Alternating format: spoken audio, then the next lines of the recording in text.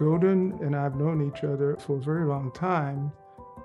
We actually studied together when we were in high school, but then we went in different directions, but the relationship stayed in place. Golden was that healer type person who was totally committed to helping people. She was very special in that regard. I'd not met anyone who was wired as the way she was wired. What led to Golden's focus, or really being very serious about medicine, Golden had a childhood disease. She never talked about it in much detail, but she was restricted to going different places. She was in pain. She had a neighbor right across the street who was a cancer patient about her same age.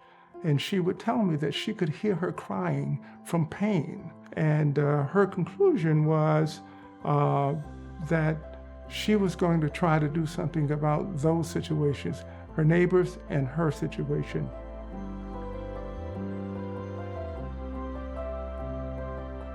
The community clinic was a dream come true for both of us, for different reasons.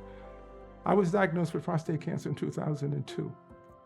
At that time, it was very difficult to get information needed to make informed decisions. If I survive this ride, I'm going to do something about that. Similarly, Golden was remembering her personal situation. Golden was looking for, I'm going to produce the best, most effective nurses in the world and the wellest people in the world. I mean, that was her mindset. It was nursing all through her blood system. You couldn't have paid her to study anything other than nursing.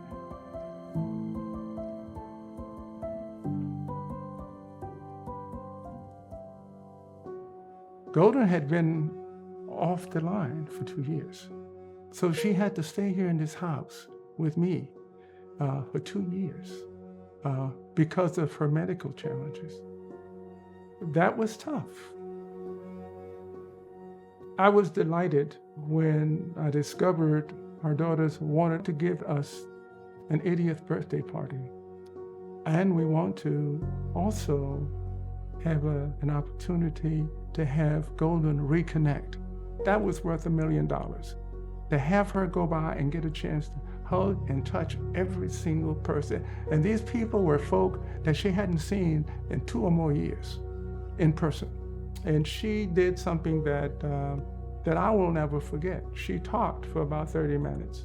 When she sat down after her talk, my son-in-law asked her how she was feeling, and she said, "I'm feeling okay." And she was smiling, and she got a standing ovation and all this stuff, and he noticed that she slumped over a little bit, and he asked her again about 5 minutes later, and she didn't respond.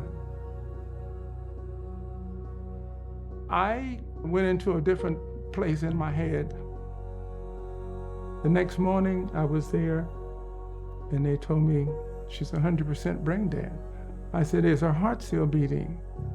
And the answer was yes. I said, "We still got a chance." Certainly, I was hoping that. And then when her heart stopped beating, that's when I accepted the fact that she was gone. We did what she wanted done.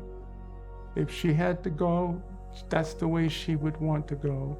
But only after she had a chance to say hello to her sister and all of the other people that had been waiting to see her. Golden was a rare gift. Golden was not the common person that many of us would see. She was a person who cared deeply about what happened to people and as it relates to their health. She saw the opportunity at Riverside to do something that she knew needed to be done, and she wanted to be a part of that. So what would make her most happy is to have the Riverside nurses viewed as highly as they deserve to be viewed. I don't think there was anybody in healthcare more important to her than nurses and patients. That was golden.